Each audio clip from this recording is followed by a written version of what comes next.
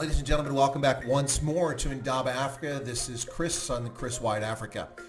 This video is in response to an article that appeared in Foreign Policy on June 10th of 2020 by Mark Y. Rosenberg, who is the CEO of Geoquant and an adjunct professor at Columbia University in New York. Now, in this article, I'm going to read several different quotes directly from Rosenberg's article, in which he attempts to equate the end of apartheid with the United States in 2020, specifically in light of recent protest over the death of George Floyd and insurrection taking place around the country, and ostensibly the protest as well. Three different subjects there. But is America's future South Africa's past? Asked Mr. Rosenberg, stating there are uncomfortable parallels between the United States in 2020 and South Africa in the dying days of white rule. And I quote, "In the United States, the election of the first black president in 2008 and declining faith in an increasingly unequal and unstable American economy brought the country's recent demographic shift into sharp relief." And to this I ask Mr. Rosenberg, how exactly? What do you mean by this? The election of the first black president, overwhelmingly by white voters, you can ask Hillary Clinton about that. She managed to lose nearly 4 million less votes. She lost 4 million votes from Barack Obama's record-setting 69.5 million votes that he received in 2008, which remains to this day the most number of votes a presidential candidate has received in U.S. presidential history. In 2008, 12 years ago, our first black president. Overwhelmingly, those votes came from white voters. Increasingly unequal, and I asked Mr. Rosenberg exactly how. He is an economist. Nonetheless, World Bank data paints a very different story when it comes to income inequality. In 1994, the Gini coefficient in the United States was 40.2. In 2020, it's 41.4. Now, why do I pick the date of 1994? In part because it's been relatively unchanged during that time frame, but also because 1994 is critically important. That was when Mark Anderson and other students at the University of Illinois, Carbondale, created Mosaic, the first graphical-based web browser, which brought the World Wide Web into focus for the world. And shortly after that, efficiency, internet economy took off like a rocket. This Gini coefficient, which has gone from just 40.2, it's gone up and down, but recently risen to 41.4. This is after the massive accumulation of wealth in the internet economy by the names like Gates, Ellison, Brin, Jobs, and Bezos. Despite this massive accumulation of wealth and creation in a few small hands, wealth disparity has barely nudged in this country. Now, that would only be possible if income inequality had actually been leveling out and declining elsewhere. When you consider the vast amount of wealth that has poured into the hands of a relatively small number of tech titans in this country, nonetheless, wealth disparity has barely nudged. So exactly what increasingly unequal economy is he talking about? Unstable economy brought about by recent demographic shifts? I have to ask this question. What does that have to do with race? America's black population is relatively small, between 12 to 13.5% of our total population. The shift in demographics has been largely with Hispanics, many of whom are considered to be white, and Asians, not blacks. America's black population as a percentage is actually declining these days, with Asians, Pacific Islanders, and Hispanics being the largest percentage increase in our population, but they're not the only group. White Americans have also increased in population. He also states that we're ripe fruit for Donald Trump's ethno-nationalist presidential campaign and the transformation of the Republican Party into a movement motivated by preserving the political, economic, and social status of white Christian America. Preserving white Christian America? Such a thing does not exist. What is the purpose of injecting this here other than to create some sort of race and religious discord?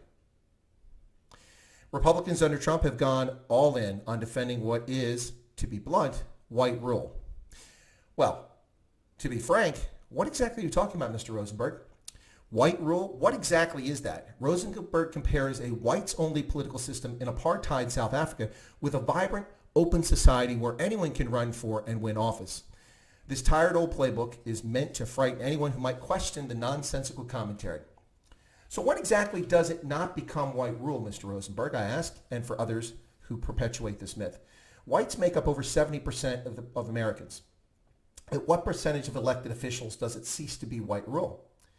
Apparently, even when whites have virtually no political control, like in South Africa, folks still consider that to be white rule. It's this sort of fantasy spun by leftists with the most contorted logic so as to defy imagination that deceives the rubes out there. He also states that, of course, exploiting ostensibly democratic institutions to preserve minority rule could have been a page taken from South African National Party's playbook. What minority? If it's white rule, whites are 70% of the population. So what exactly are you talking about? Are you comparing white Christian Protestants, who are only a third of the country, with white America? You can't have it both ways, Mr. Rosenberg. Pick one or the other. 70+% of the country is white. So how is that a minority?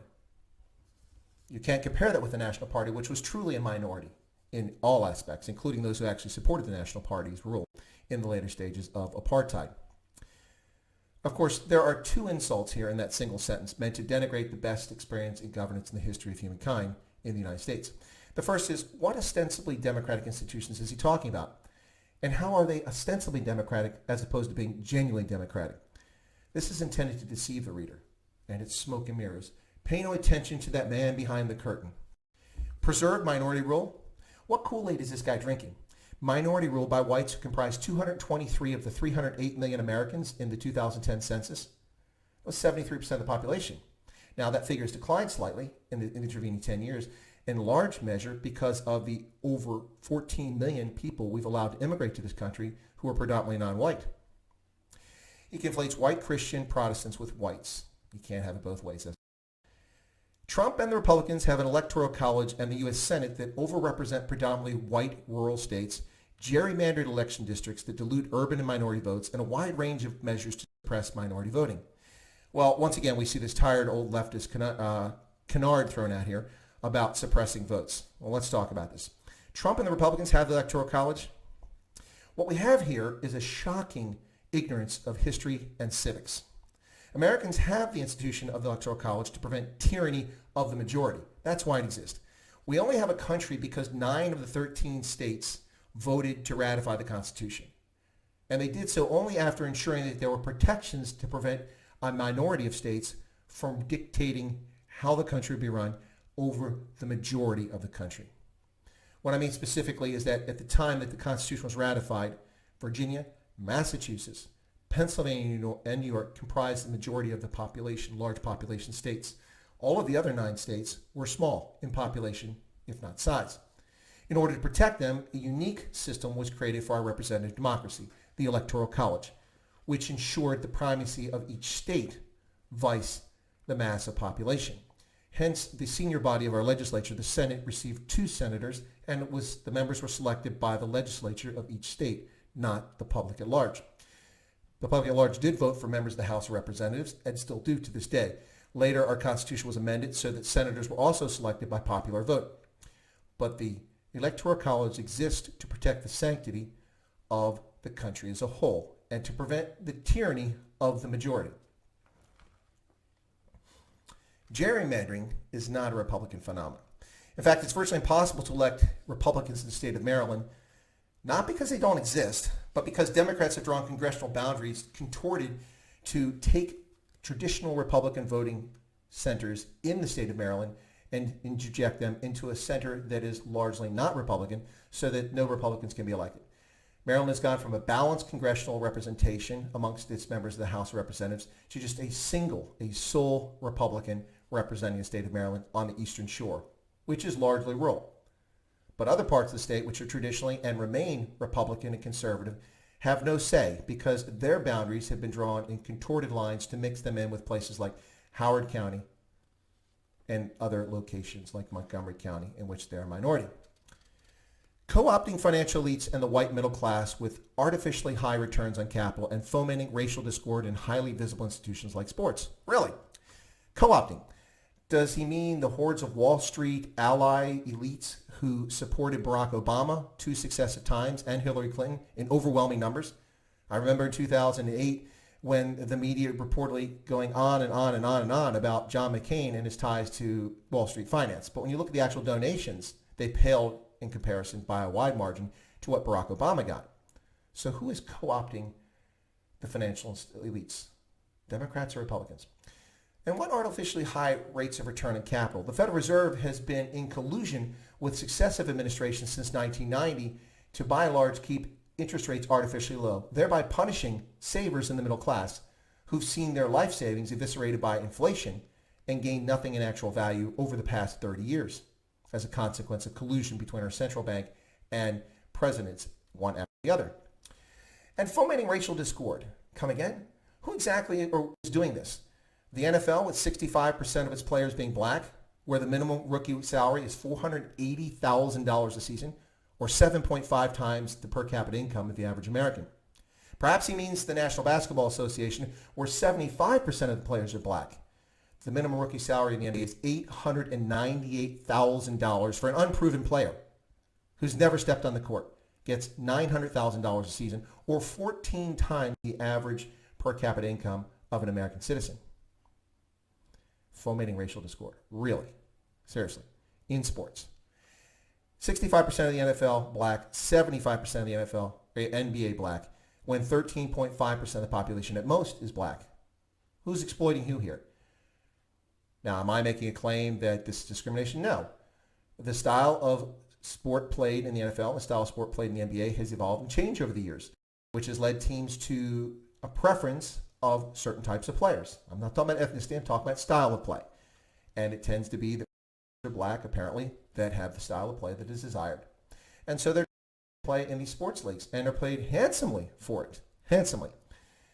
Actually, fomenting racial discord in sports is the result of folks like Colin Kaepernick, a mediocre $54 million losing record, suddenly demoted third-string quarterback who got woke when he dated someone new who exposed him to all sorts of fantasies about life. He's the one that fomented racial discord, not the NFL, not the NBA, and certainly not people who follow major sports leagues. This mountain of parallels is what the past 4 odd years of Trumpist politics in the United States have felt like 2 decades of South African politics, and why the events of recent weeks look like the dying phase of apartheid sped up at a dizzying pace. Mountains of parallels. This essay reads more like a script of Fantasy Island than contemporary reality. One almost expects Mr. Rourke to step into the frame, immaculately dressed, as tattoo points, and instead of shouting, "Deplane, deplane," we should all collectively say, "For shame, for shame." Prominent figures in the U.S. military have defied and condemned Trump's efforts to crack down on protesters. Well, if prominent figures have defied the commander-in-chief, they should resign or be relieved of their position. This is not a commune. There's a chain of command. And if you don't like it, vote for someone else. That's how the system works. If you don't like it in the military, you can retire, you can resign, or you can shut up and follow lawful orders. That's how it works. Trump's efforts to crack down on protesters, what efforts? The absence of law enforcement response to looting and armed insurrection is what we have, not a POTUS crackdown. Simply saying crackdown over and over again and claiming Trump is doing it does not make it a reality. Egged on by the White House, clashes between protesters and police risk being reframed as a confrontation between thugs and patriots. Well, there are very few clashes between police and protesters, but there is plenty of violence fomented and ignored by law enforcement and the National Guards of the various states. That some protests have been violent and that right-wing militias had already mobilized against public health measures to contain the coronavirus certainly add fuel to the fire. Seriously? Was he laughing at the hypocrisy of his own writing when he wrote this? Some protests have been violent? No. Most have been anarchic and violent, not some. Right-wing militia mobilized against public health measures? Clearly he's disparaging lawful protests by people from both sides of the political spectrum, and completely ignoring the fact that people who are participating in these protests are by and large violating social distancing and violating lockdown measures in states where they're doing it at. Now, I'm not criticizing their actions. I'm not arguing against it. I'm simply pointing out the hypocrisy of it to complain about people who go under lawful assembly, maintain their social distance in state capitals to protest the totalitarian overreach of state governors and city mayors across this country. Calling that right-wing militias as contrasted with people actually violating the lockdown and completely ignoring that. That's hypocrisy. If you're going to talk about the protest against governors' overreach, then you should be talking about the failure of protesters in the wake of this nonsense that's taking place, this armed insurrection, and legitimate protesters failing to maintain their distance and their social distancing and their masks and such. Even though white South Africans stood to lose their legal monopoly on political, military, and economic power, the end of apartheid proceeded in relative peace. Stand to lose? What history are you following, sir? What history do you know? White South Africans voted overwhelmingly to end apartheid, with 63% of white South Africans voting in a referendum to end legal apartheid. That's correct, 63%. That's an overwhelming response. They lost nothing. They gave up control in hopes of living in a democracy. That's what happened. Don't rewrite history with fantasies. Relative peace? What South Africa is he talking about? Over 24,000 South Africans lost their lives in the ANC civil war against the Inkatha Freedom Party and to eliminate other black nationalist movement competitors in what they call the People's War. Did Rosenberg miss the necklacing and the open warfare in Natal in the early 1990s? 24,000 South Africans that we're aware of lost their lives in this civil conflict between black nationalist groups in the build-up to the 1994 democratic elections. 24,000. Relative peace? No. The only thing relative is that the much harped about, the much panicked about talk of white supremacist nationalist movements like the AWB taking over and leading a coup against the government never materialized. Now, there are reasons why this didn't happen, but that doesn't make it relative peace. It was all-out war in KwaZulu-Natal, Mr. Rosenberg. Even though democratic institutions have taken a beating under Trump, the fact that the historic demise of white rule will occur in the world's oldest democracy with the world's largest and most dynamic economy is a significant boon for the future. In what way exactly? How is it a boon for chaos to rule in the United States? And why the continual racist language and racial eviction and mentioning of things like white rule? What white rule? Should America be ruled by Martians when 70% of Americans are white Americans? Should it be ruled by the 4% of Americans who are Asian? Should they control all the positions? Or should it be ruled by people who have the desire to serve in politics and serve their constituents in their nation by running for office?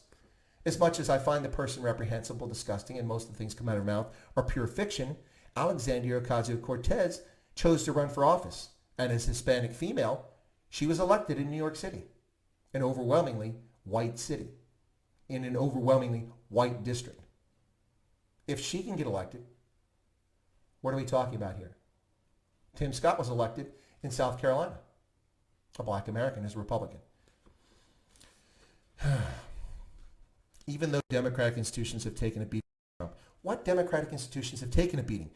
Each unlawful injunction imposed by overzealous judicial federal justices against Trump and his administration have been assiduously adhered to by the Trump administration. He's yet to defy a single court order or congressional subpoena. Now, this is in stark contrast to his predecessor, whose cabinet members repeatedly defied congressional subpoenas and whose administration defied court orders with no consequence. It was the Obama administration that mobilized the democratic institutions of this country against journalists like James Rosen, the tax enforcement authority, the IRS, against Tea Party groups by people like Lois Lerner, the unconstitutional abuse of the Foreign Intelligence Surveillance Act or the FISA court to spy on American citizens for political purposes, and a laundry list of other outrages that beggar the imagination.